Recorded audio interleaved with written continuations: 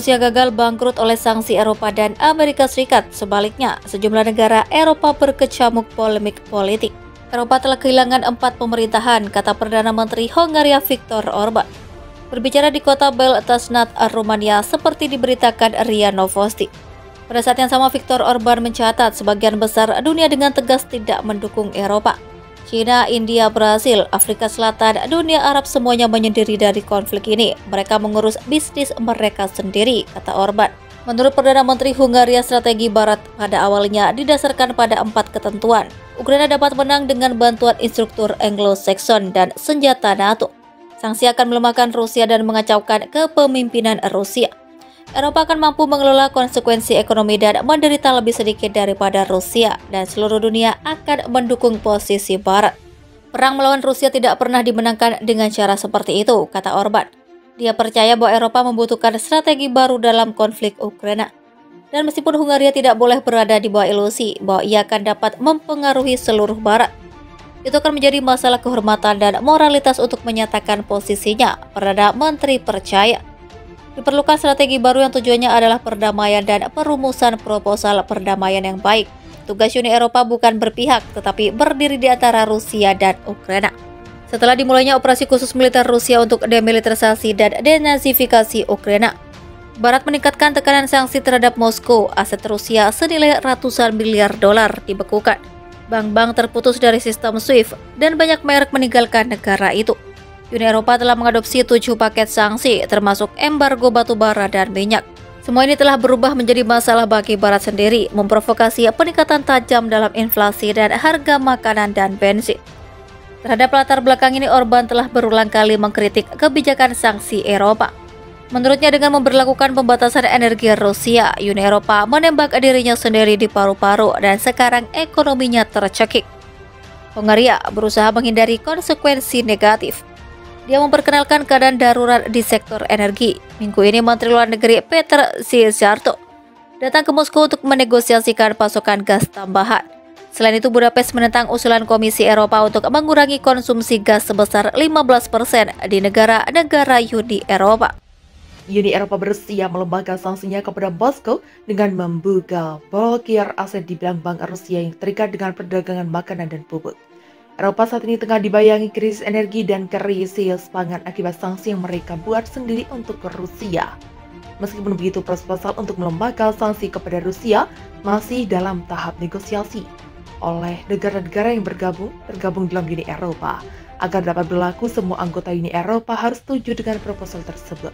Proposal yang menyatakan aset bank Rusia yang diperlukan untuk pembelian, impor, atau pengangkutan produk pertanian dan makanan, termasuk gandum dan pupuk, akan dicabut sanksinya.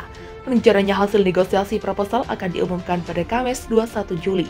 Diplomat Uni Eropa yang sama menyatakan pengecualian izin untuk program produk makanan.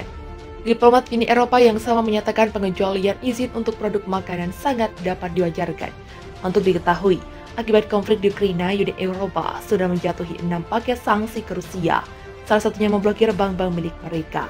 Pekan lalu, Perdana Menteri Hungaria Viktor Orban mengacau kebijakan sanksi Uni Eropa untuk Rusia. Menurutnya, Uni Eropa, Perdana Menteri Hungaria Viktor Orban mengecam kebijakan sanksi Uni Eropa untuk Rusia. Menurutnya, Uni Eropa tidak ingin bunuh diri karena sanksi tersebut malah lebih merugikan Eropa daripada Rusia sendiri. Bank Dunia juga telah memperingatkan 95 juta orang akan masuk kategori kemiskinan ekstrim dan 50 juta orang akan menghadapi kelaparan parah tahun ini akibat konflik di Ukraina. Kena sanksi bertubi-tubi dari Barat, pendapatan ekspor minyak ke Rusia kok malah naik. Di tengah derasnya sanksi ekonomi dari Barat, pendapatan ekspor minyak Rusia terus mengalami peningkatan. Hal itu diungkapkan oleh Badan Energi Internasional Rabu 13 Juli.